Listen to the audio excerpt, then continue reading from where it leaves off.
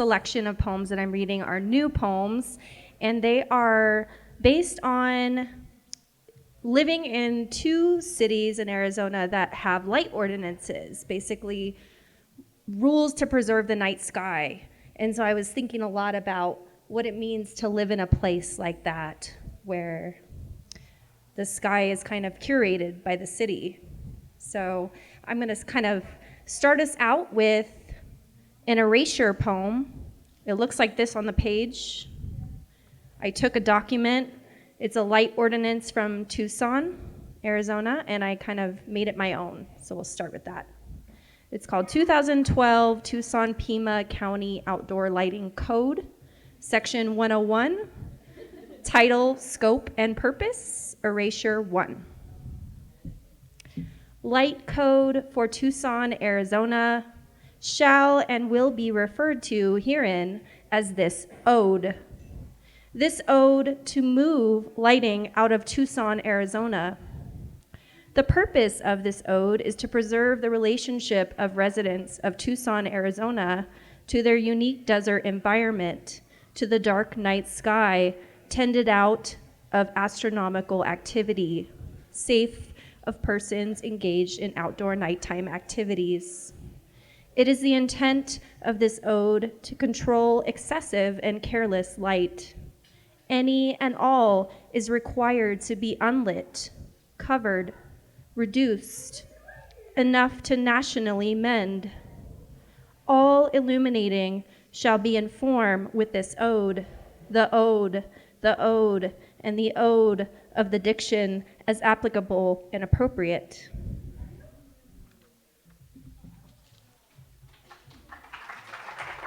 Thanks. So the first poem I'm reading from this light series, which is untitled right now, is called When My Head Hangs Too Low, and it's about a sunset. I used to go out to Gates Pass in Tucson. I don't know if anyone's familiar with that spot, but it's a great place to see the sunset. When my head hangs too low, I head straight for the canyon's ledge. While waiting, I remember the real donkey, packless, how its ribs appeared unsafe. In a mythic rendition, the sun and moon are sister and brother. I am the sister pulling shallow roots, and I say, "See my tough side?" And brother responds, "No, I am too far away." Why, there must be another real donkey to free up this scene. Notice that picture window in the cactus line right there. Just as I am rescued by the myth, it changes. The sun and the moon are now lovers, and the moon is still covered in soot. There's really nothing he can do. Purple and orange ring the sky, and I wish I were in my lover's basement instead, because he has hung paper stars from the ceiling, and we listen to Woody Guthrie on repeat. I keep my eyes on this belt buckle of a sun for as long as I can stand.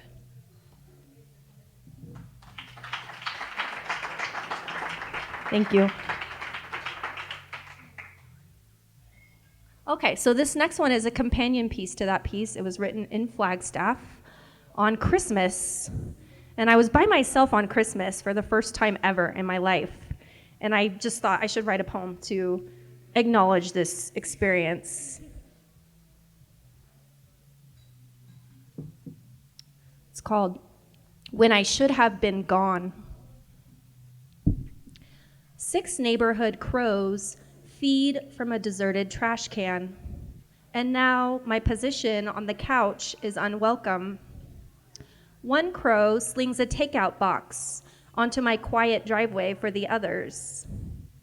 Any friendly neighbor would run out in defense, flapping their arms as if caught on fire. I am alone on Christmas, and no one asked me to be. It is snowing, but in Worthington, records make backyards rivers swift. When we lose a frozen river, we can only remember a passage we might have looked forward to. In a mythic rendition, When the river thaws, it becomes a road again.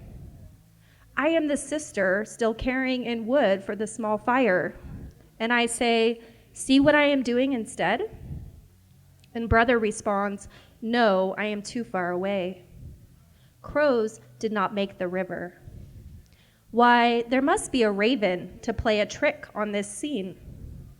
I tell them apart by the calls they make.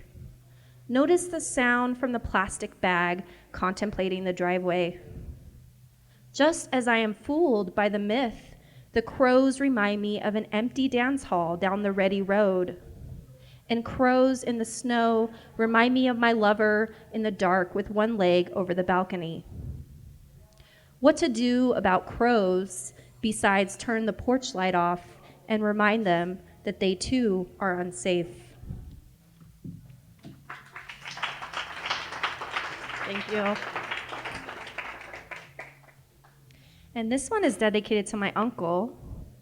Jesse mentioned him earlier. He had an antique store in Tucson, and he lived in the Barrio Viejo. And he passed away a while ago, but we buried his ashes in the barrio, and that was a place that really was meaningful to him. So I wrote this poem kind of in honor of him. It's called Daytime Responsible. And yet all I have to do is respond to violence. Instead, I polish the silverware, eat plums and leave the pits to stain the nightstand. Sirens still the bedroom windows. Let's do a sit-in for the soul. Not all of us here will check the heat of the doorknob first. Hedge bets. This is where we left ashes. Incapacitate. Sorry doesn't even begin to cut it. I grind my teeth when I am able to sleep. Repaired again with needle and thread. I am what I was before the taxidermy. Lift the fat to stroke the stitching.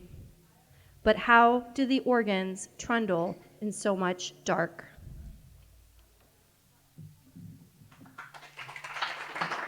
Thank you. And this is a poem I wrote in Flagstaff the first week I was here. I was here in August, and I came for an instructor's training, or a GTA instructor's training, and I was there part of this training. And I did not have a place to live. I was living at the Western Hills Motel, which you probably would recognize the big sign with the horse carriage off of Route 66. So this is my poem to speak to that experience of living in a motel. The Western Hills. It's called One Ceiling Safe from Disappointment. I am kept awake by the laugh track in the room next door. The bedspread's pattern resembles a perpetually low-tide beach, a pitchless smattering of color and shape.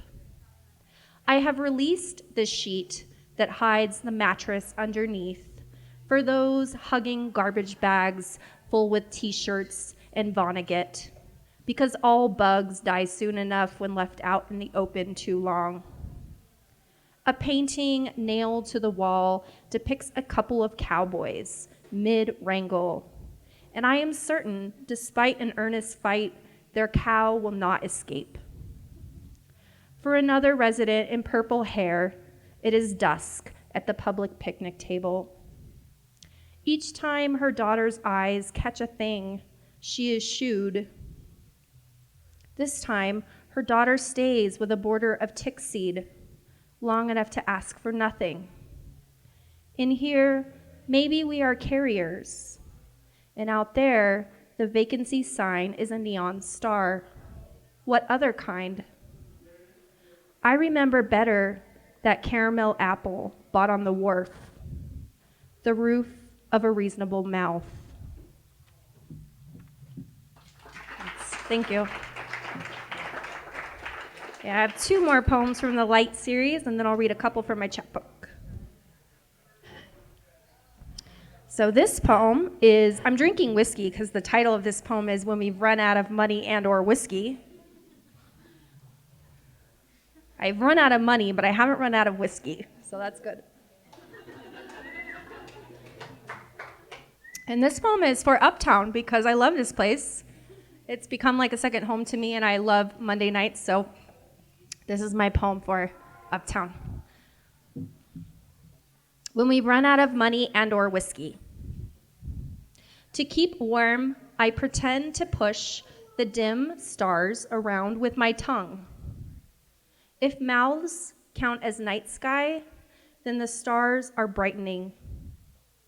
I get a head start by naming them after the artificial light they will replace. When I get to LED, I picture a lectern, and then I realize how I miss the great orators of the past. My lover thinks you cannot miss what you have never known. Might they come back now and use similes and find us here waiting in our pajamas on the porch? Thanks.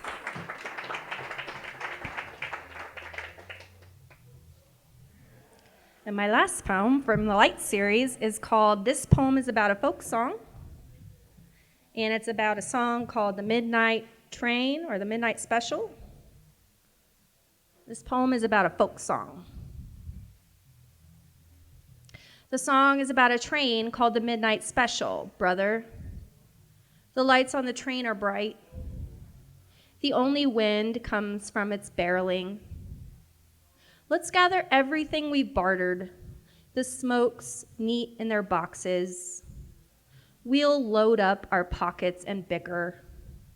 No, you ate the honey buns.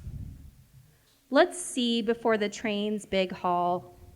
I'll stand on your shoulders, give me a boost. How much do you know about this world when things can't just be? When a piece of paper is enough to make you go blind?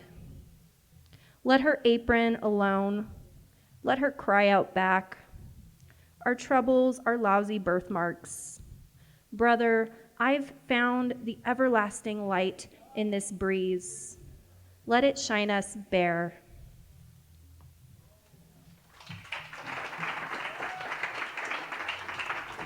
Thank you.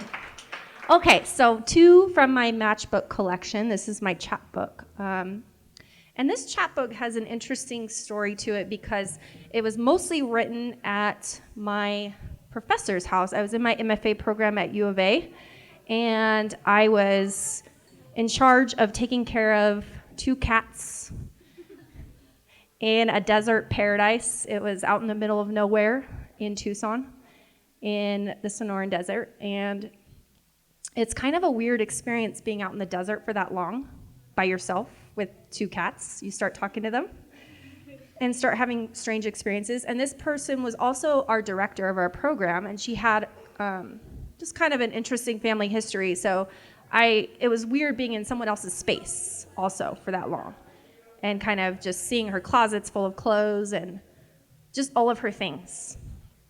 So these 2 poems kind of relate to that experience with her. And this first one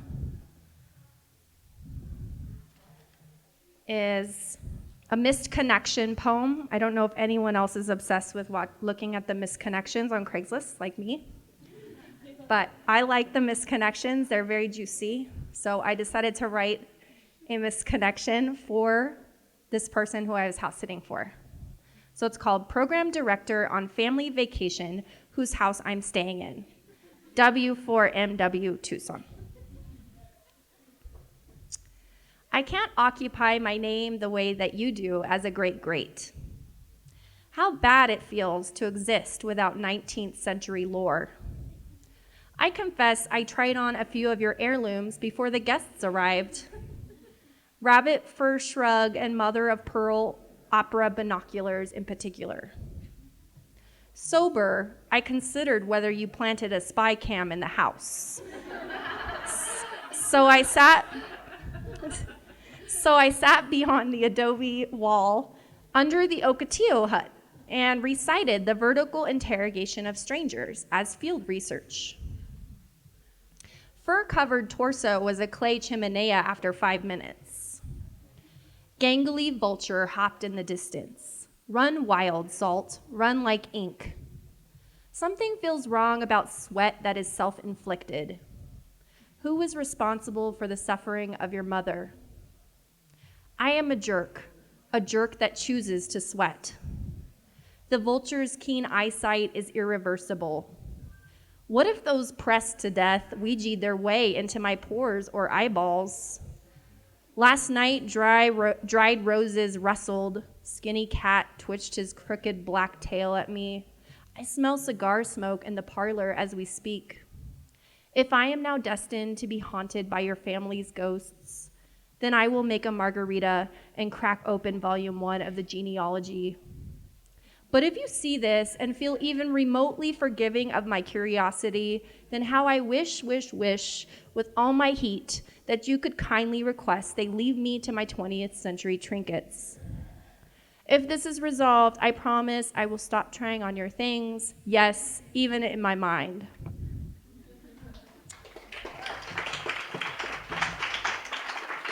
And she did see that, by the way. I didn't know what she would think of it. She never really said anything about it. So I guess she was okay with it.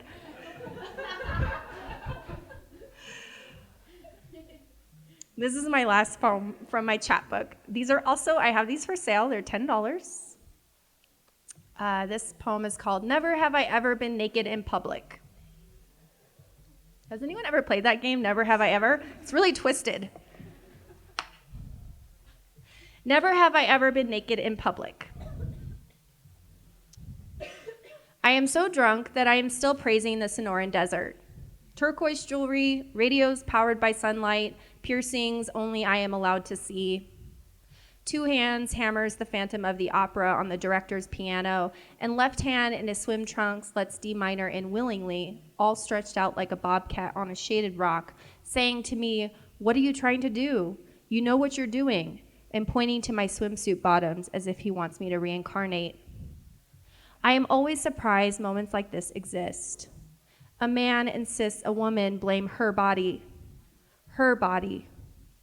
I am standing in the middle of the living room, practically naked now, and 2 hands is hitting the high notes, pretending to ignore us.